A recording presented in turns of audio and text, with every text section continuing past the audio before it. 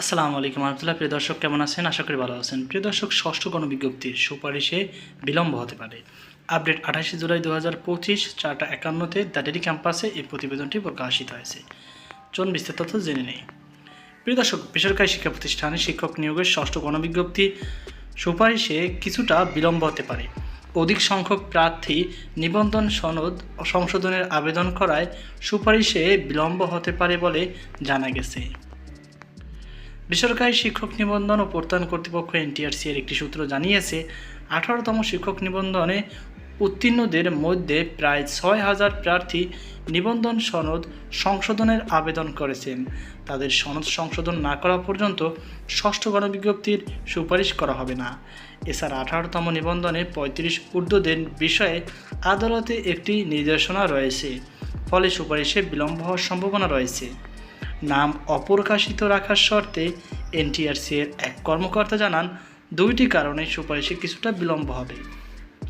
এর মধ্যে প্রধান কারণ হলো অধিক সংখ্যক প্রার্থীর সনদ সংশোধনের জন্য আবেদন করা, আর দ্বিতীয়টি হলো নতুন চেয়ারম্যানের যোগদান।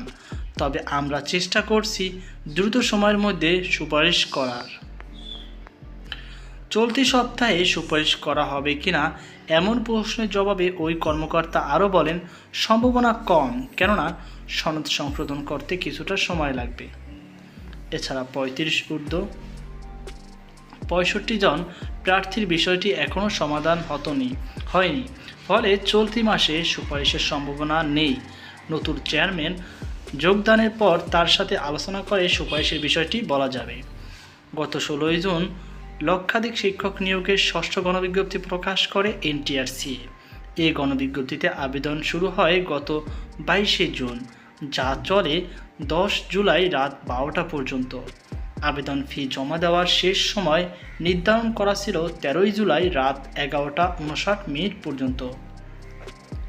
এনটিআরসি এর সূত্রে জানা গেছে, এই গণবিজ্ঞপ্তিতে 57,000 বেশি প্রার্থী আবেদন করেছে। অথচ প্রকাশিত বিজ্ঞপ্তি অনুযায়ী দেশের বিভিন্ন এমপিওভুক্ত শিক্ষা প্রতিষ্ঠানে মোট 1,08,822টি শূন্যপদে শিক্ষক নিয়োগ দেওয়া হবে। এর মধ্যে স্কুল ও কলেজে রয়েছে 46,211টি, মাদ্রাসায় 53,501টি এবং কারিগরি ও ব্যবসায় ব্যবস্থাপনা প্রতিষ্ঠানে 1,110টি পদ ফাঁকা রয়েছে।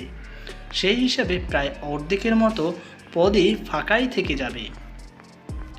তো প্রিয় দর্শক, এই ছিল আমার হাতে সর্বশেষ আপডেট তথ্য।